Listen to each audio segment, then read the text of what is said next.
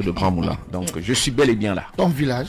Mon village. Calmez-vous, hein, Emmanuel. Ton village? Mon village. C'est son village. Tu discutes les villages des gens? Non, je ne dis rien. Dans un instant, juste après la publicité, qu'on était à Yaoundé, c'est au niveau des mœurs. Et là, c'est mon coup de gueule. J'ai eu l'impression, c'est vrai que je n'ai passé qu'une semaine entre samedi et dimanche. J'ai passé une semaine, nous avons passé une semaine à Yaoundé.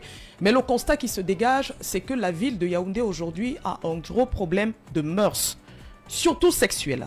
Parce que partout où nous sommes passés, je prends pour témoin Emmanuel Coco, je parle sous son contrôle, on a eu des gamins qui se livrent à toute pratique, ce qui n'existait pas à l'époque à Yaoundé. Du tout. Vous avez aujourd'hui des endroits qui sont ouverts à ce qui est interdit. Vous avez des personnes d'un certain âge qui se livrent à cœur joie à certaines pratiques au vu et au su, on dirait quoi, au vu et au su de tout le monde. Le Yaoundé que moi particulièrement j'ai retrouvé samedi dernier, bref samedi de la semaine dernière, est totalement différent du Yaoundé que j'avais laissé il y a 15 ans en partant. À l'époque, c'est Douala qui était la ville de la folie, entre guillemets. Mais aujourd'hui, Emmanuel Coco, là vraiment c'est mon coup de gueule, Yaoundé a développé des attitudes qui ont même dépassé ce qu'on vivait à Douala. Et d'ailleurs, j'ai fait une proposition. On pourrait même peut-être j'exagère, créer une police de mœurs uniquement pour Yaoundé, c'est grave. Il s'agit de quoi? Il s'agit de ces espaces.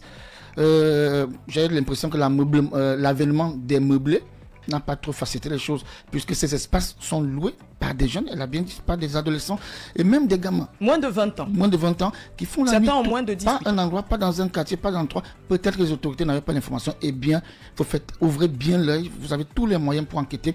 Il y a des espaces fermés où les jeunes se livrent à toutes sortes de pratiques. Fermés et même ouverts. Parce qu'il n'y a pas seulement dans ces endroits. L'alcool y passe, le sexe y passe, le sexe à plusieurs y passe, et puis ce sont des jeunes, c'est des vacances. Beaucoup vont me dire que c'est ce qu'on observe un peu partout. Non. Mais je peux vous rassurer qu'à Yaoundé, ça a pris une proportion très inquiétante. Nous avons passé une semaine et on quittait le palais des congrès à Yaoundé tous les jours à 20h, 21h. Au moins. Donc on avait le temps de faire le tour de la ville de Yaoundé avant de regagner nos quartiers là où on dormait. Et on ressortait très tôt. On sortait à 5h du matin tous les jours. Donc on avait le temps de voir le coucher et le lever du soleil. Et je peux vous rassurer que c'est le commentaire qu'on faisait avec Claude Maillot. On fait facilement le lien avec les enlèvements que vous avez à Yaoundé. La plupart de ces enfants. Si vous allez sur les réseaux sociaux, vous allez vous rendre compte que beaucoup d'enfants sont enlevés au Cameroun. Mais Yaoundé est l'épicentre où ces enfants sont enlevés. Les questions de mœurs aujourd'hui, lorsque vous marchez, il y a des pratiques qui sont contraires et qui sont interdites dans notre pays, mais qui prospèrent au vu et au su de tout le monde. Et lorsque vous traversez un endroit, on vous dit non, tout le monde, on sait que c'est comme ça. On sait que c'est comme ça. On sait que c'est comme ça. Je n'ose pas prononcer un nom là où on dit clairement que c'est... On dit que c'est comme ça. C'est comme ça là-bas. C'est normal. Tout le monde s'est confondu et puis voilà. Peut-être l'occasion d'attirer l'attention de nos autorités. Et je pense notamment au ministre de la Promotion de la Femme et de la Famille. Quand on la voit, on sait que c'est une maman. Oui. D'ailleurs, bonne fête des pères. Hier, c'était la fête des pères. Bonne fête avec... Ok. C'est moi qui vous donne quelque chose. Vous allez me donner quelque chose, vous avez souhaité bonne fête. Même quand c'est notre fête, c'est nous qui vous donnons. Oui, c'est comme ça. Mais il est marqué Zipan. Et le gouverneur de la région du centre aussi. Du centre aussi, attirer l'attention des autorités de la ville de Yaoundé sur ce que devient aujourd'hui Yaoundé. Mais je pense que vous avez soulevé un sujet là de mœurs qui est extrêmement important et dans lequel nous pouvons faire une analyse à partir du comportement de l'humain. Les sociétés de promiscuité viennent du fait que quand on n'a plus de perspective, quand on n'a plus d'horizon qui permet de construire un avenir pour une jeunesse, alors ils se livrent à des fantasmes ou plus ou moins à des attitudes qui parfois sont des passages obligés pour avoir de la promotion dans certaines entreprises. Vous ne parlez que en ce qui concerne cette jeunesse-là, vous allez dans les entreprises, c'est extrêmement grave. Parce que c'est le Cameroun de demain. Bien entendu. C'est inquiétant. C'est extrêmement grave. Et je pense que les gens ne s'embarrassent plus d'avoir ces pratiques-là pour avoir la promotion sociale. Et je pense que ceux qui prennent ce raccourci de la réussite sociale sont pratiquement des gens qui n'ont pas un caractère suffisamment bien formé. Mais ça vient du fait que Marie-Flore, la société aujourd'hui a le référentiel de ce que c'est que ces 3 V qui font le référentiel du Cameroun. Ces voitures, ces maisons et bien entendu ces villas. Et la question que l'on se pose, évidemment, c'est qu'on ne s'embarrasse pas de savoir quand vous êtes riche où vous avez pris ces richesses-là. On dit Marie-Flore, elle est très talentueuse, elle est très imprimée dans la société. On dit, et à quoi donc? Combien de voitures a-t-elle? Combien de villas a-t-elle? Où passe-t-elle tes vacances? Parce que vous vivez avec une société éducative venant de vos parents. À partir du moment où cette société, ses parents eux-mêmes ont été clochatisés par des salaires minables, on est en droit de se poser la question. Vous ne pouvez pas nous dire aujourd'hui, Marie-Flore, acceptez toutes les mesures que les autorités peuvent prendre, acceptez tous les leviers qu'on est contenus dans le code pénal, que les gens puissent avancer. La tolérance administrative a pris le pas sur les référentiels de l'éducation. Quand vous voyez lui-même, l'éducateur lui-même qui est dans une situation extrêmement difficile, quand vous prenez le policier qui n'est pas suffisamment rémunéré, quand vous prenez le juge qui a un salaire complètement pas décent, l'application du droit ou le référentiel ne peut plus avoir sa place. À partir de là, il faut réformer la société. Et réformer cette société-là, c'est avoir des gens d'exemplarité qui puissent aujourd'hui le faire. Marie-Flore, nous politiques, nous avons du mal aujourd'hui à être le référentiel parce que ça fait 44 ans, nous tapons sur un régime et ça ne change pas. La responsabilité, elle est la nôtre également, mais aussi également de ceux qui sont en responsabilité aujourd'hui et qui gèrent le pays. Et vous venez de le dire.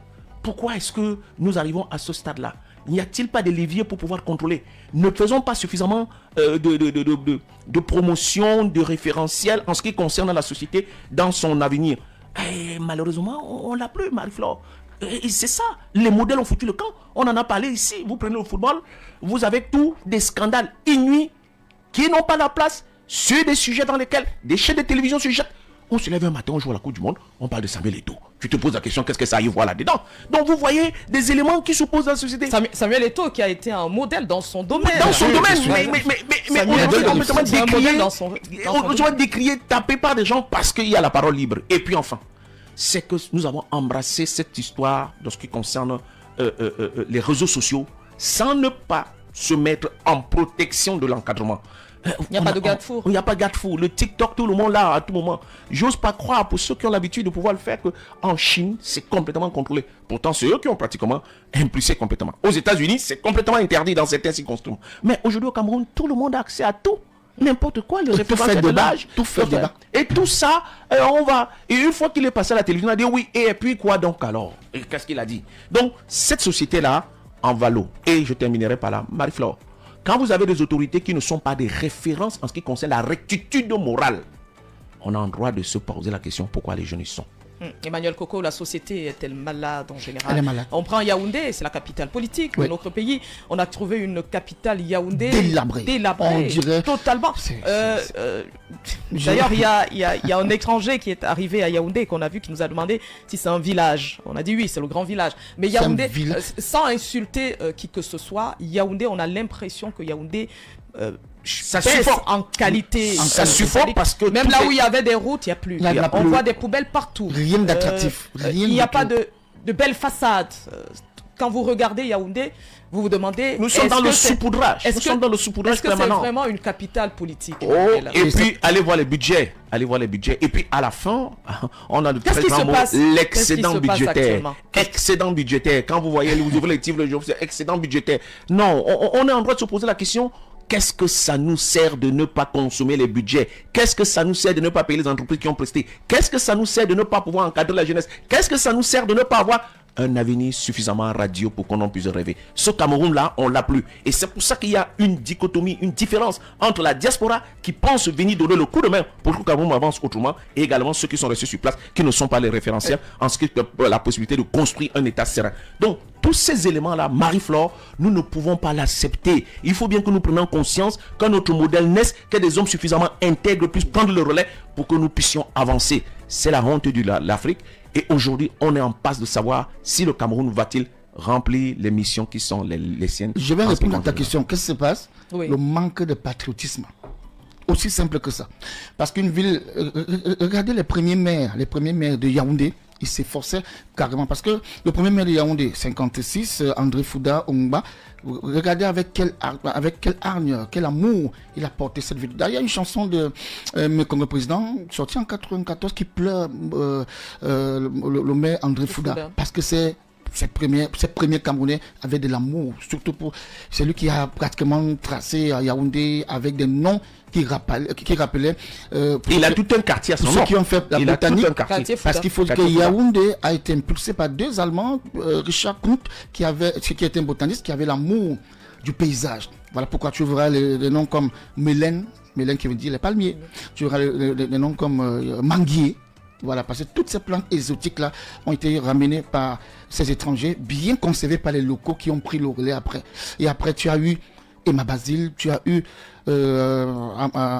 Amugondoma, je crois bien, et puis on a eu Timiévouna qui est venu, qui avait une formation de quoi? De planificateur. Il est venu et qui a longtemps travaillé à l'ombre du ministère du domaine, qui est venu implémenter quelque chose. C'était un mal pour un bien, il a cassé, mais c'était pour donner une allure, une envergure à Yaoundé. Sauf que dès qu'il a laissé, on s'est retrouvé là. Yaoundé se délabre, se dégrade. C'est comme un village. C'est impensable, quoi que c'est même au niveau de la voirie, c'est catastrophique. Au niveau même des poubelles, rien d'attractif. Je vous dis rien. Au point où c'était tout dont tu dis, je crois qu'il était sénégalais, il nous a demandé quand est-ce qu'on va arriver en ville. Pourtant on était en plein cœur. On était à long. Non, il y a quelque chose à faire. C'est le manque de patriotisme, pas l'incompétence. Ils ne sont pas incompétents. Ils n'ont pas l'amour du pays, l'amour des Yaoundé. Et puis il y a une véracité sur le foncier, tel que les quartiers qui étaient suffisamment aérés, tels que les espaces qui permettaient de faire respirer un quartier.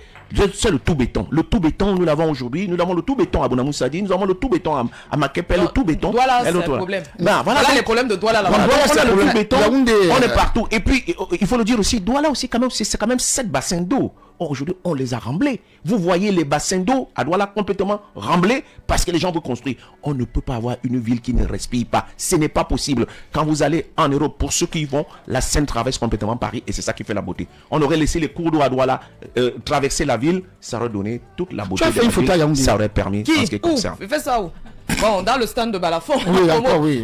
D'ailleurs, il y avait de très beaux stands là-bas. Il y avait de très beaux stands. Mais en ville, je n'ai pas fait de photos. L'ambassade du Cameroun en France avait un stand. Exposait, juste à côté de Balafon. Puisque tu parlais de diaspora. Oui, elle exposait pour faire quoi, la promotion de quoi? Pour permettre à la diaspora de revenir. Mais la seule chose que la diaspora dit, c'est ce que tu fais. Justement, elle dit qu'elle demande la double nationalité. Ça les exempte de payer le travers de ce que c'est que, naturellement, que je viens de vous citer, cette histoire de visa.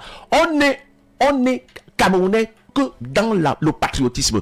Par conséquent, à obtenir une nationalité, c'est un acte administratif. 200 personnes arrêtées lors des violences post-électorales à Douala restent incarcérées dans les prisons de Goma et Nebel. Selon Maître Issa Amadou, coordonnateur régional du collectif de défense des droits des citoyens, des démarches se poursuivent pour obtenir leur libération. Malgré quelques avancées enregistrées dans certains dossiers, il déplore le décès d'un détenu avant son passage devant le tribunal. Fon René Marquez est allé à sa rencontre. 8 months after the presidential election, which resulted in violence and the subsequent arrest and detention of thousands of people, approximately 200 people apprehended in Douala still being held in New Bell and Goma prisons, says Barrister Issa Hamadou, literal regional coordinator of the Collective Citizen Defense Group. Barrister Issa acknowledged that there has been some improvement in the number of people released from prison, though they continue to push for concrete evidence to support their clients. Ce qui traîne, c'est qu'il faut juste faire les débats, puisque ces personnes ont été traduites devant le tribunal militaire. Nous allons arriver devant le juge militaire, nous allons faire les débats, démontrer que les charges qui sont mises sur ces personnes ne sont pas suffisamment prouvées. Barrister Issa is concerned that the habeas corpus petition filed by his team was rejected. D'introduire des requêtes en habeas corpus pour ceux-là dont les détentions ont été irrégulières. Et nous avons fait des demandes de liberté provisoire en ce qui concerne les mineurs et d'autres personnes vulnérables.